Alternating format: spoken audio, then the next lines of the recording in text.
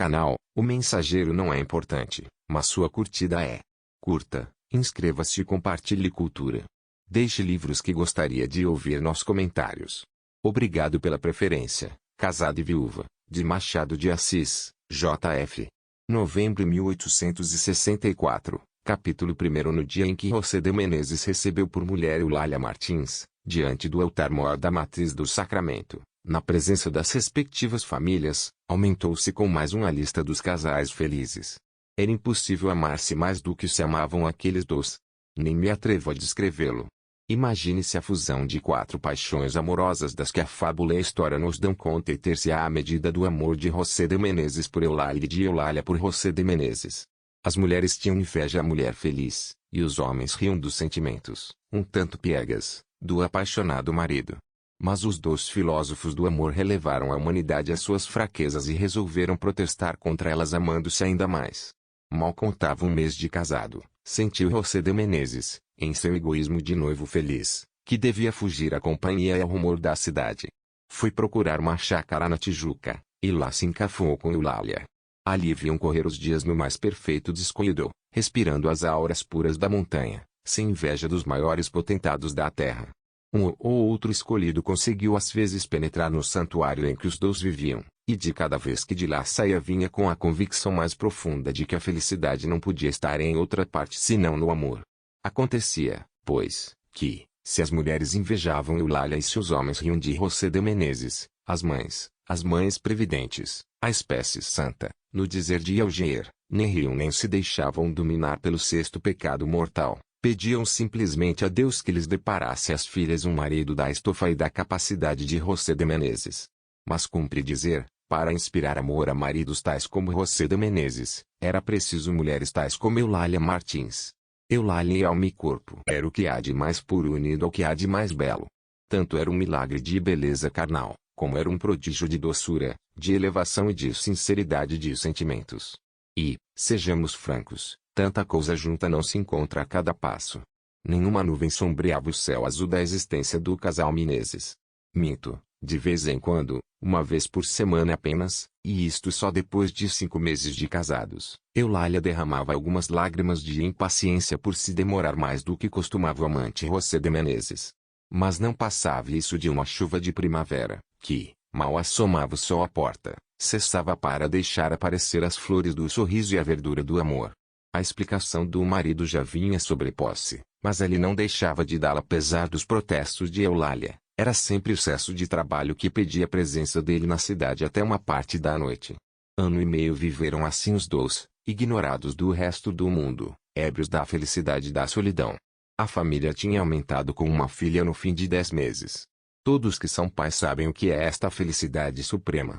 Aqueles quase enlouqueceram. A criança era um mimo de graça angélica. Menezes via nela o riso de Eulália. Eulália achava que os olhos eram os de Menezes. E neste combate de galanteios passavam as horas e os dias. Ora, uma noite, como o luar estivesse claro e a noite fresquíssima, os dois, marido e mulher, deixaram a casa, onde a pequena ficara adormecida, e foram conversar junto ao portão, sentados em cadeiras de ferro e debaixo de uma viçosa latada, subtermina e fagi. Meia hora via que ali estavam, lembrando o passado, saboreando o presente e construindo o futuro, quando parou um carro na estrada. Voltaram os olhos e viram descer 2 pessoas, um homem e uma mulher. Há de ser aqui, disse o homem olhando para a chácara de Menezes. Neste momento o luar deu em cheio no rosto da mulher. Eulália exclamou, é Cristiana. E correu para a recém-chegada. Os 2 novos personagens eram o capitão Nogueira e Cristina Nogueira, mulher do capitão. O encontro foi o mais cordial do mundo. Nogueira era já amigo de José de Menezes, cujo pai fora colega dele na escola militar, andando ambos a estudar engenharia. Isto quer dizer que Nogueira era já homem dos seus 46 anos. Cristiana era uma moça de 25 anos, robusta, corada, uma dessas belezas da terra, muito apreciáveis, mesmo para quem goza uma das belezas do céu, como acontecia a José de Menezes. Vinham de Minas, onde se haviam casado. Nogueira, 5 meses antes, saíra para aquela província ao serviço do Estado e ali encontrou Cristiana, por quem se apaixonou e a quem soube inspirar uma estima respeitosa. Se eu dissesse amor, mentia, e eu tenho por timbre contar as coisas como as coisas são. Cristiana, órfã de pai e mãe, vivia na companhia de um tio, homem velho e impertinente, achacado de duas moléstias gravíssimas, um reumatismo crônico e uma saudade do regime colonial. Devo explicar esta última enfermidade. Ela não sentia que o Brasil se tivesse feito independente, sentia que, fazendo-se independente, não tivesse conservado a forma de governo absoluto. Gorou ovo, dizia ela, logo depois de adotada a Constituição. E protestando interiormente contra o que se fizera, retirou-se para Minas Gerais, de onde nunca mais saiu. A esta ligeira notícia do tio de Cristiana acrescentarei que era rico como um Potosí e avarento como Arpagão. Entrando na fazenda do tio de Cristiana e sentindo-se influído pela beleza desta, Nogueira aproveitou-se da doença política do fazendeiro para lisonjeá-la com umas fomentações de louvor do passado e indignação pelo presente. Em um servidor do estado atual das coisas, achou o fazendeiro que era aquilo uma prova de rara independência, e o estratagema do capitão surtiu duas vantagens. O fazendeiro deu-lhe a sobrinha e mais um bom par de contos de réis. Nogueira, que só visava a primeira, achou-se felicíssimo por ter alcançado ambas. Ora, é certo que, sem as opiniões forjadas no momento pelo capitão, o velho fazendeiro não tiraria sua fortuna num sítio que fosse. Quanto a Cristiana, se não sentia pelo capitão amor igual ou mesmo inferior ao que lhe inspirava, voltava-lhe uma estima respeitosa. E o hábito, desde Aristóteles todos reconhecem isto, e o hábito, aumentando a estima de Cristiana, dava à vida doméstica do capitão Nogueira uma paz, uma tranquilidade, um gozo brando, digno de tanta inveja como era o amor sempre violento do casal Menezes. Voltando à corte, Cristiana esperava uma vida mais própria aos seus anos de moça do que a passada na fazenda mineira na companhia fastidiosa do reumático legitimista. Pouco que pudessem alcançar as ilusões, era já muito em comparação com o passado. Dadas todas estas explicações, continua a minha história.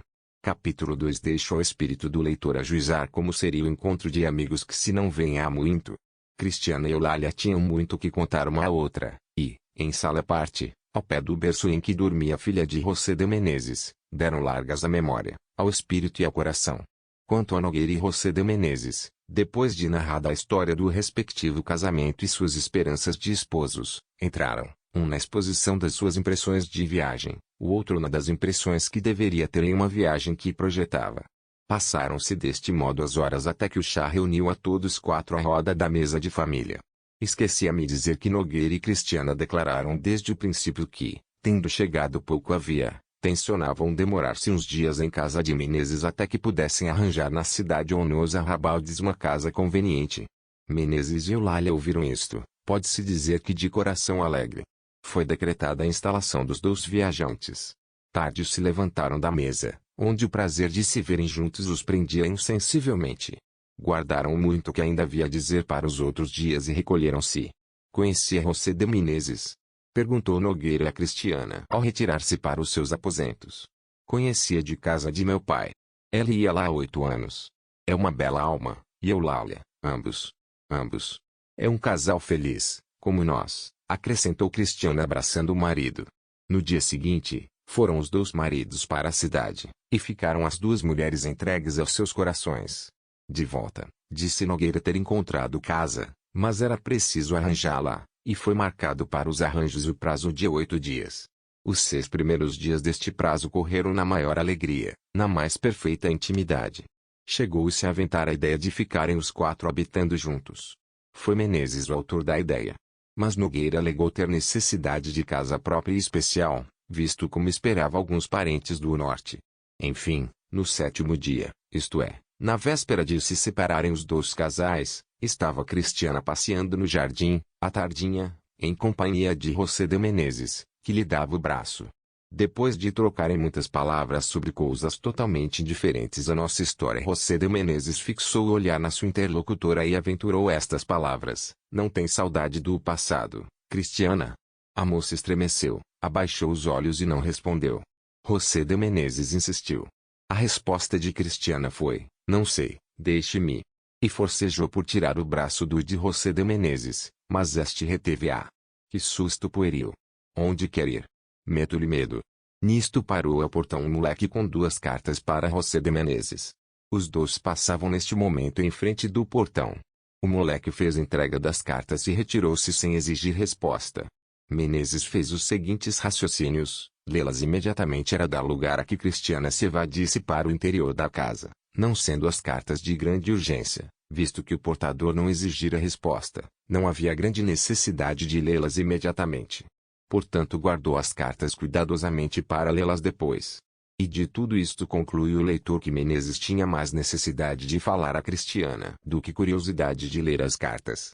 Acrescentarei, para não dar aso aos esmerilhadores de inverossimilhanças, que Menezes conhecia muito bem o portador e sabia ou presumia saber de que tratavam as cartas em questão. Guardadas as cartas, e sem tirar o braço a Cristiana, Menezes continuou o passeio e a conversação. Cristiana estava confusa e trêmula. Durante alguns passos não trocaram uma palavra. E finalmente, Menezes rompeu o silêncio perguntando a Cristiana: então, que me responde? Nada, murmurou a moça. Nada, exclamou Menezes. Nada. Era então esse o amor que me tinha? Cristiana levantou os olhos espantados para Menezes. Depois, procurando de novo tirar o braço do de Menezes, murmurou: perdão, devo recolher-me. Menezes reteve-a de novo. Ouça-me primeiro, disse. Não lhe quero fazer mal algum. Se me não ama, pode dizê-lo, não me zangarei, receberei essa confissão como castigo do passo que dei, casando minha alma que se não achava solteira. Que estranha linguagem é essa? Disse a moça. Aqui vem essa recordação de uma curta fase da nossa vida, de um puro brinco da adolescência. Fala de coração? Pois, como seria? Ah! Não me faça crer que um perjúrio. A moça sorriu-se com desdém. Depois continuou: perjúrio é isto que faz. Perjúrio é trazer enganada a mais casta e a mais digna das mulheres, a mais digna, ouve. Mais digna do que eu que ainda o osso lhe respondo. E dizendo isto Cristiana tentou fugir. Onde vai? Perguntou Menezes. Não vê que está agitada? Poderia fazer nascer suspeitas. Demais, pouco tenho a dizer-lhe. É uma despedida. Nada mais, em nenhuma ocasião, ouvirá de minha boca. Supunha que através dos tempos e das adversidades tivesse conservado por inteira a lembrança de um passado que nos fez felizes. Vejo que me enganei. Nenhum dos caracteres superiores que eu enxergava em seu coração tinha existência real.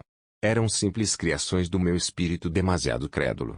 Hoje que se desfaz o encanto, e que eu posso ver toda a enormidade da fraqueza humana, deixe-me dizer-lhe, perdeu um coração e uma existência que não merecia.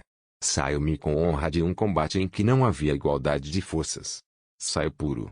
E se no meio do desgosto em que me fica a alma, é-me ilícito trazê-la à lembrança, será como um sonho esvaecido, sem objeto real na terra. Estas palavras foram ditas em um tom sentimental e como que estudado para a ocasião. Cristiana estava aturdida. Lembrava-se que em vida de seu pai, tinha ela 15 anos, houver entre ela e José de Menezes um desses namoros de criança, sem consequência, em que o coração empenha-se menos que a fantasia. Com que direito vinha hoje Menezes reivindicar um passado cuja lembrança, se alguma havia, era indiferente e sem alcance? Estas reflexões pesaram no espírito de Cristiana. A moça expô-las em algumas palavras cortadas pela agitação em que se achava, e pelas interrupções dramáticas de Menezes. Depois, como aparecesse Eulália à porta da casa, a conversa foi interrompida. A presença de Eulália foi um alívio para o espírito de Cristiana. Mal a viu, correu para ela, e convidou-a a passear pelo jardim, antes que anoitecesse. Se Eulália pudesse nunca suspeitar da fidelidade de seu marido, veria na agitação de Cristiana um motivo para indagações e atribulações. Mas a alma da moça era límpida e confiante, dessa confiança e limpidez que só dá o verdadeiro amor. Deram as duas o braço, e dirigiram-se para uma alameda de casuarinas, situada na parte oposta àquela em que ficara passeando José de Menezes. Perfeitamente senhor, disse e, continuou a passear como que entregue a suas reflexões. Seus passos, em aparência vagos e distraídos, procuravam a direção da alameda em que andavam as duas. Depois de poucos minutos encontraram-se como que por acaso. Menezes, que ia de cabeça baixa, simulou um ligeiro espanto e parou. As duas pararam igualmente. Cristiana tinha a cara voltada para o lado. Eulália, com um divino sorriso, perguntou: em que pensas, meu amor? Em nada. Não é possível, retorquiu Eulália. Penso em tudo. O que é tudo? Tudo. É o teu amor. Deveras. E voltando-se para Cristiana, Eulália acrescentou: olha, Cristiana, já viste um marido assim? É o rei dos maridos. Traz sempre na boca uma palavra amável para sua mulher. É assim que deve ser. Não esqueça nunca estes bons costumes, ouviu? Estas palavras alegres e descuidosas foram ouvidas distritamente por Cristiana. Menezes tinha os olhos cravados na pobre moça.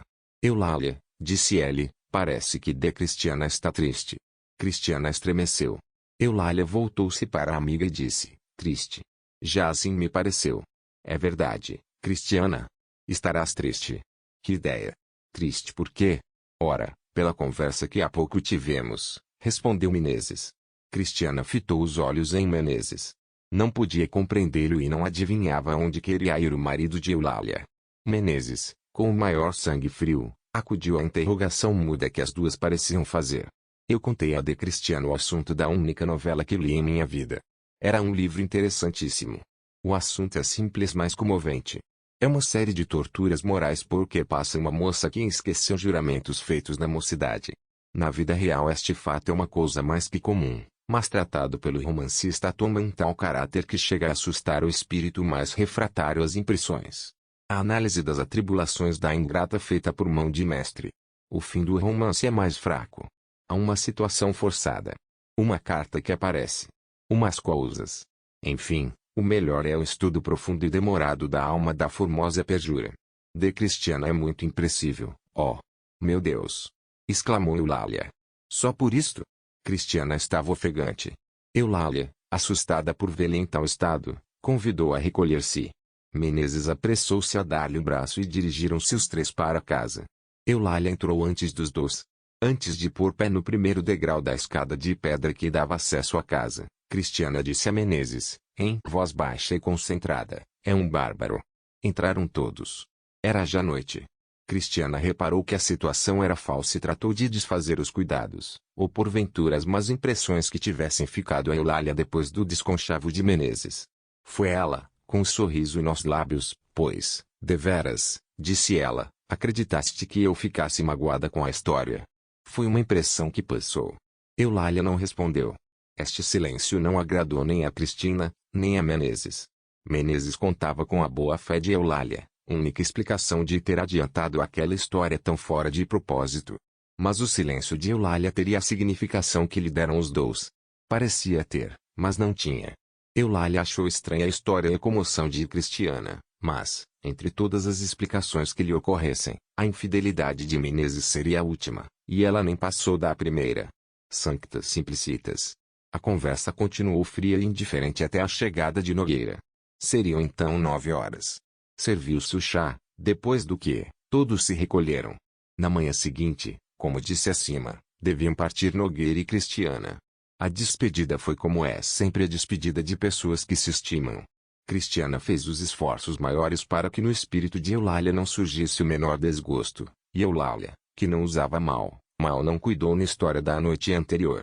Despediram-se todos com promessa jurada de se visitarem a miúdo. Capítulo 3. Passaram-se 15 dias depois das cenas que narrei acima. Durante esse tempo nenhum dos personagens que nos ocupam tiveram ocasião de se falarem. Não obstante pensavam muito uns nos outros, por saudade sincera, por temor do futuro e por frio cálculo de egoísmo, cada qual pensando segundo seus sentimentos. Cristiana refletia profundamente sobre a sua situação. A cena do jardim era para ela um prenúncio de infelicidade, cujo alcance não podia avaliar, mas que lhe pareciam inevitáveis. Entretanto, que tinha ela no passado? Um simples amor de criança, desses amores passageiros e sem consequências.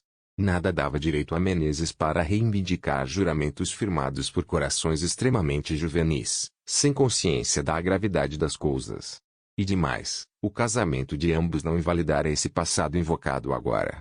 Refletindo deste modo, Cristiana era levada às últimas consequências.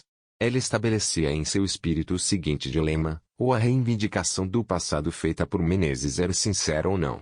No primeiro caso era a paixão concentrada que fazia irrupção no fim de tanto tempo, e Deus sabe onde poderiam ir os seus efeitos. No segundo caso, era simples cálculo de abjeta lascívia, mas então, se mudara a natureza dos sentimentos do marido de Eulália, não mudava a situação nem desapareciam as apreensões do futuro. Era preciso ter a alma profundamente mirrada para aludir daquele modo uma mulher virtuosa tentando contra a virtude de outra mulher. Em honra de Cristiana devo acrescentar que os seus temores eram menos por ela que por Eulália. Estando segura de si, o que ela temia era que a felicidade de Eulália se anuviasse, e a pobre moça viesse a perder aquela paz do coração que a fazia invejada de todos. Apreciando estes fatos à luz da razão prática, se julgarmos legítimos os temores de Cristiana, julgaremos exageradas proporções que ela dava ao ato de Menezes. O ato de Menezes reduz-se, afinal de contas, a um ato comum, praticado todos os dias, no meio da tolerância geral e até do aplauso de muitos. Certamente que isso não lhe dá virtude, mas tira-lhe mérito da originalidade. No meio das preocupações de Cristiana tomara lugar a carta a que Menezes aludira. Que carta seria essa? Alguma dessas confidências que o coração da adolescência facilmente traduz no papel. Mas os termos dela. Em qualquer dos casos do dilema apresentado acima, Menezes podia usar da carta, a que talvez faltasse a data e sobrassem expressões ambíguas para supô-la de feitura recente. Nada disto escapava a Cristiana. E contudo isto entristecia. Nogueira reparou na mudança que apresentava sua mulher e interrogou-a carinhosamente. Cristiana nada lhe quis confiar, porque uma leve esperança lhe fazia crer às vezes que a consciência de sua honra teria por prêmio a tranquilidade e a felicidade. Mas o marido, não alcançando nada e vendo-a continuar na mesma tristeza, entristecia-se também e desesperava. Que podia desejar Cristiana? Pensava ela. Na incerteza e na angústia da situação lembrou-se de ter com Eulália para que esta o informasse, ou, como mulher, alcançasse de Cristiano o segredo das suas concentradas mágoas. Eulália marcou o dia em que iria à casa de Nogueira, e este saiu da chácara da Tijuca animado por algumas esperanças. Ora, nesse dia apresentou-se pela primeira vez em casa de Cristiano o exemplar José de Menezes. Apareceu como a estátua do comendador a pobre moça, ao vê-lo, ficou aterrada. Estava só. Não sabia que dizer quando à porta da sala assomou a figura mansa e pacífica de Menezes. Nem se levantou. Olhou-o fixamente e esperou. Menezes parou à porta e disse com um sorriso nos lábios, dá licença. Depois, sem esperar resposta, dirigiu-se para Cristiana, estendeu-lhe a mão e recebeu a dela fria e trêmula. Puxou cadeira e sentou-se ao pé dela familiarmente. Nogueira saiu. Perguntou depois de alguns instantes, descalçando as luvas. Saiu, murmurou a moça. Tanto melhor. Tem então tempo para dizer-lhe duas palavras. A moça fez um esforço e disse, também eu tenho para dizer-lhe duas palavras. Ah, sim. Ora bem, cabe às damas a precedência. Sou todo ouvidos. Possui alguma carta minha? Possuo uma. É um triste documento, porque, respondendo a sentimentos de outro tempo, se eram sentimentos dignos desse nome, de nada pode valer hoje. Todavia, desejo possuir esse escrito. Vejo que não tem hábito de argumentar. Se a carta em questão não vale nada, por que deseja possuí-la? É um capricho. Capricho, se existe algum, é o de tratar por cima do ombro um amor sincero e ardente. Falemos de outra coisa. Não, falemos disto, que é essencial. Cristiana levantou-se. Não posso ouvi-lo, disse ela. Menezes segurou-lhe em uma das mãos e procurou retê-la. Houve uma pequena luta. Cristiana ia tocar a campainha que se achava sobre uma mesa, quando Menezes deixou-lhe a mão e levantou-se. Basta, disse ele, escusa de chamar seus fâmulos. Talvez que ache grande prazer em pô-los na confidência de um amor que não merece. Mas eu é que me não exponho ao ridículo depois de me expor à baixeza. É baixeza, sim, não devia mendigar para o coração o amor de quem não sabe compreender os grandes sentimentos. Paciência, fique com a sua traição, eu ficarei com o meu amor, mas procurarei esquecer o objeto dele para lembrar-me da minha dignidade.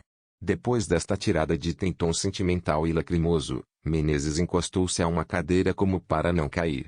Houve um silêncio entre os dois. Cristiana falou em primeiro lugar. Não tenho direito, nem dever, nem vontade de averiguar a extensão e a sinceridade desse amor, mas deixe que eu lhe observe. O seu casamento e a felicidade que parece gozar nele protestam contra as alegações de hoje. Menezes levantou a cabeça, e disse, não me exprobe o meu casamento. Que queria que eu fizesse quando uma pobre moça me caiu nos braços declarando amar-me com delírio? Apoderou-se de mim um sentimento de compaixão, foi todo o meu crime.